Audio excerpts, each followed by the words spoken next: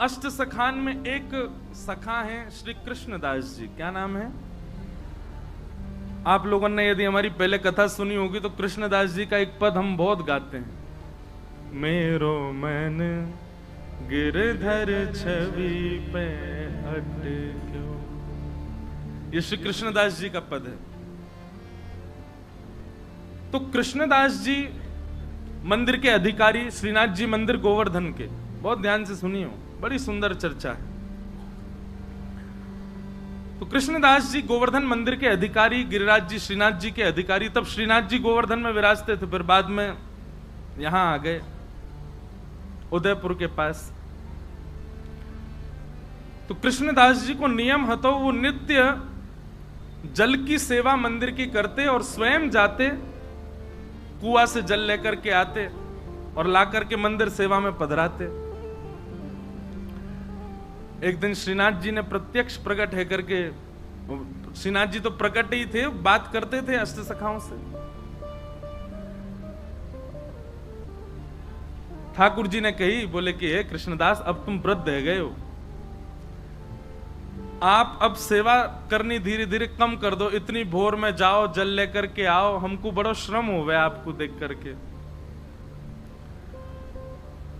कृष्णदास जी बोले, हमारी करनी को कितने सारे लोग देख करके पालन करते हैं, यदि हम ही हाथ पे हाथ धर के बैठ जाएंगे तो बाकी के लोगों को क्या प्रेरणा मिलेगी। इसलिए जय जय, हमको सेवा करने दो, आप हमको रोको मत। ठाकुर जी बोले, जैसी तुम्हारी राजी।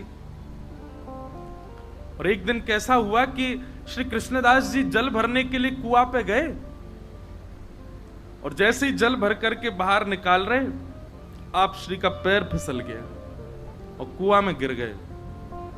और कुआं में गिर करके श्री कृष्णदास जी के भगवत धाम गमन हो गया, भगवत धाम गमन हो गया। आश्चर्य की बात ये तो थी, दुखद घटना थी कि भैया एक परम वैष्णव भक्त भगवत धाम को प्रस्थान कर गए, पर चर्चा का विषय ब्रजमंडल में यह बना हुआ था कि एक परम वैष्णव की, एक परम भागवत की, एक ऐसे दिव्य महापुरुष की इस प्रकार से मृत्यु होना लोगों का भक्ति से विश्वास उठाने जैसा लग रहा था।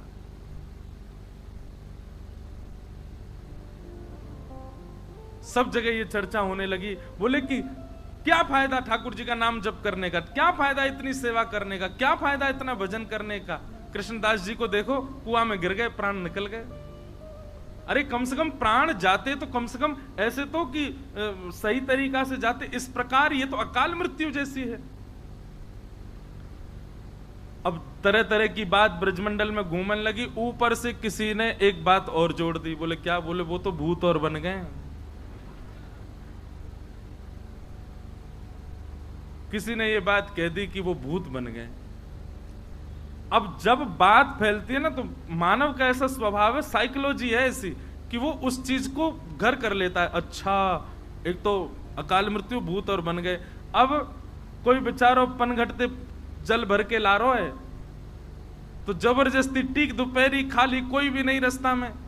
अब जोर की हवा उछल जाए तो ओहो कृष्णदास जी पीछे पड़ गए मेरे, हवा चली बहुत जोर की। बाकी के सब विश्वास भी कर लें, बोले हाँ सही कह रहे हो, भूत तो बन ही गए वो। कृष्णदास जी के लिए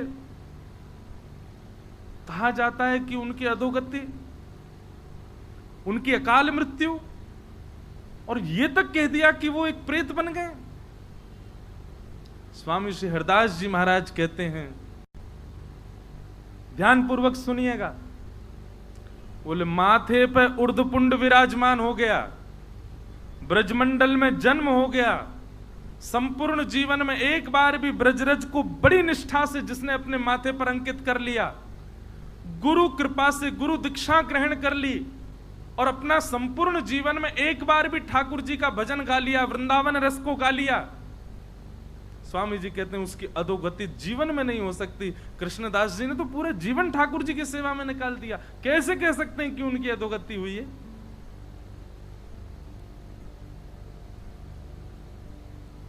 स्वामी जी को बहुत चिंता हुई इस बात को सुनकर के, ये तो गलत है। महाराज जी वर्णन ऐसो है स्वामी जी के रस भावन में कि श्री हितरवंश महाप्रभु गोपाल भट्ट गोस्वामी जी हमारे श्री गोपीनाथ जी और श्री गोविंद देव जी को प्रकट करता, श्री रूप सनातन जी और श्री हरिराम व्यास जी, ऐसे अनेक रसिक जन सब आए निधिवन में। और निधिवन में एक पूरी गोष्ठी बैठी कि भैया ऐसे ऐसे ये तो भक्ति पर प्रश्न चिन्ह उठ रहा है, कृष्णदास जी की अधोगति हो गई, वो प्रेत बन गए, बड़ा लोग बाग तो भक्ति करने से डर रहे हैं, मंदिर जाने से यूं कह रहे हैं कछु फायदा ना है भैया, कृष्णदास कुआं में गिर गो। स्वामी जी बोले अब हम ही को कुछ करना पड़ेगा। तो बोले क्या करें?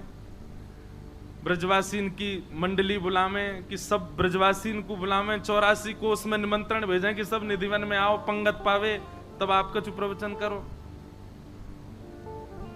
स्वामी श्री हरदास जी बोले ना, ब्रजवासीन से कहा लड़नो, ब्रजवासीन को कहा समझानो, अब तो लड़ेंगे हम श्रीनाथ जी से, श्रीनाथ जी से लड़वे जाएंगे। और महाराज यहाँ पर श्री हितरवंश महाप्रभु, स्वामी श्री हरदास जी महाराज और श्री हरिराम व्यास जी, गोपाल भट्ट गोस्वामी, रूप सनातन गोस्वामी, ऐसे ऐसे अनेक आचार्य सब अपनी भक्त मंडलियों को लेकर के निकल पड़े वृंदावन से गोवर्धन की ओर, श्रीनाथ जी को मिलवे जा रहे। महाराज जी इतनी प्यारी चर्चा है, वहां पर श्रीनाथ जी का श्रृंगार कर रहे थे श्री गुसाई विठलनाथ जी गिरिराज जी में, और जैसे श्रृंगार करने लगे श्री जी बाबा ने घबरा से गए। तो गुसाई जी बोले जय जय काय गो, ये आपको मोह ऐसो काय को उतर रहा है, और ये हाथ पांव काय कांप रहे हैं? बोले अरे ये सबरे आ रहे हैं। बोले कौन आ रहे हैं? बोले स्वामी श्री हरदास जी, हितरवंश महाप्रभु और क्या कहते हैं हरिराम व्यास, गोपाल भट्ट गोस्वामी, रूप सनातन गोस्वामी, सबरे आ रहे हैं, मोते लड़वे आ रहे हैं। विठलनाथ जी बोले अरे अखंड कोटि ब्रह्मांड नायक सर्वेश्वर ईश्वर जगदीश्वर श्री कृष्ण, अरे ये सब संत जन आपको यश गांव है, ठाकुर जी इनते काय को डर रहे? बोले संत तो बाह्य रूप थे, भीतर तो सबरी सहचरी हैं। वो ललिता है, दूसरी विशाखा है, तीसरी बंसी है, चौथी कोई है, ये सब सबके निज रूप तो सखीन के हैं, और सखीन से ही डरे ठाकुर जी।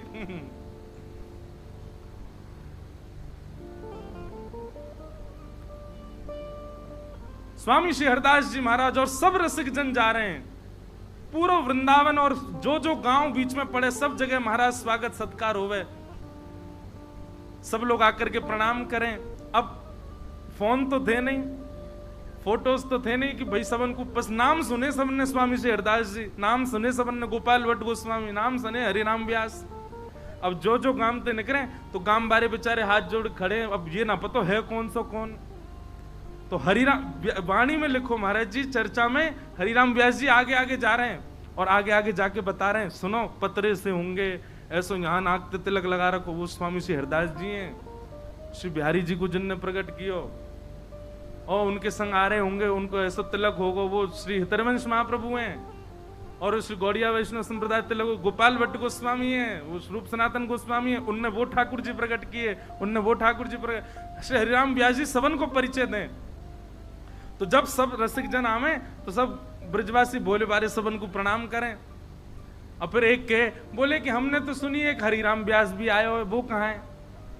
हरिराम व्यास जी तो परिचय देते, तो फिर स्वामी जी परिचय देते, आपके बगल में जो खड़े हैं जुगल किशोर को जिनने प्रकट किया, ये हरिराम व्यास है।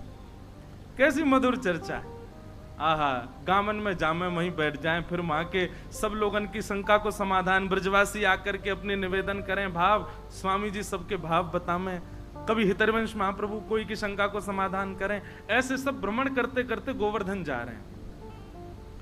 उद्देश्य क्या था कि लोगों के चित्त में भक्ति के प्रति भय उत्पन्न हो गया है, वो भय निवृत्त होना चाहिए। आचार्य चरण अपने अपने ठाकुरन को छोड़ करके सेवा में निकल पड़े। राधा कुंड पहुंचे, और जैसे ही राधा कुंड पहुंचे, श्रीनाथ जी को श्रृंगार चल रहा है, विठलनाथ जी श्रृंगार कर रहे हैं,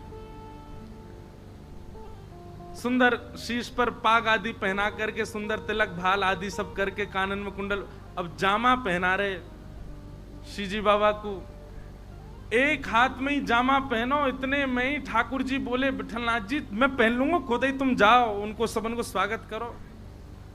ये ज्यादा नाराज है कि मोते नहीं कहीं लड़ लें सबरे, इनको जाके वहीं से राधा कुंड में सबन को बढ़िया स्वागत करो। तो श्री विठलनाथ जी बोले जय जय अभी लगे न एक देर लगेगी, मैं पहना दूं। ना मैं पहन लूंगा खुद ही, तुम जाओ।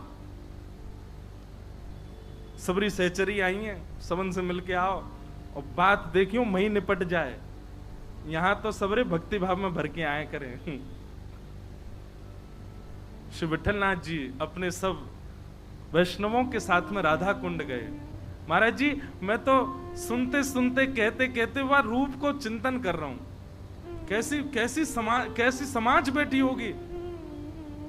वृंदावन के सब सर्वोत्कृष्ट रस प्रवर्तक एक साथ राधा कुंड पे बैठे। तभी गोसाई श्री विठलनाथ जी आए। आहा गोवर्धन नाथ की जय, गिरिराज धरण की जय, शाम सो जय जयकार हेन लगी। गोसाई जी ने जाकर के सब रसिकन को प्रणाम कियो, स्वामी श्री हरदास जी को वंदन कियो। स्वामी जी बोले आओ गोसाई जी, आधी जामा पहना के आयो लाल जी को, पूरी नहीं पहना के आए, ऐसी कहां जल्दी। अरे न बढ़िया ते तैयार करके आते, हम कछु कह थोड़ी रहे, मिलवे तो आए, ऐसो काब है। गोसाई जी के नेत्र सजल हो गए, बोले आपके भाव साम्राज्य को प्रणाम है स्वामी जी, आप सब जानते हैं, आपको सब पता है कहां कैसो कौन श्रृंगार कहां भाव में करे। क्योंकि कल मैंने कहा ना ललिता जी सबके मन की जानती हैं, वो ललिता जी स्वामी जी हैं, सब जानती हैं।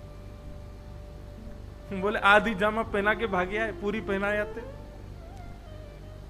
चर्चा हुई, वहां बैठ करके सब समाधान आदि की बातें हुई।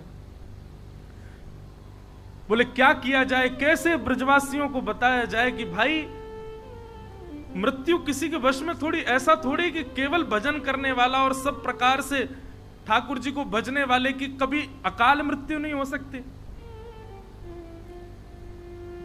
स्वामी जी बोले देखो मृत्यु अकाल हो सकती है पर गति अधोगति नहीं हो सकती। ये हम डंके की चोट पर कह रहे हैं और जब तक हैं तब तक कहते रहेंगे।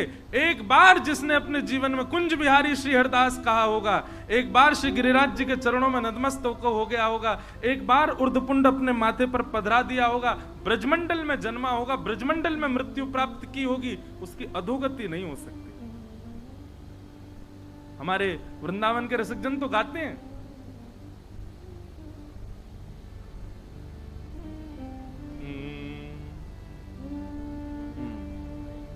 भाग्य बड़ो वृंदावन पायो, भाग्य बड़ो वृंदावन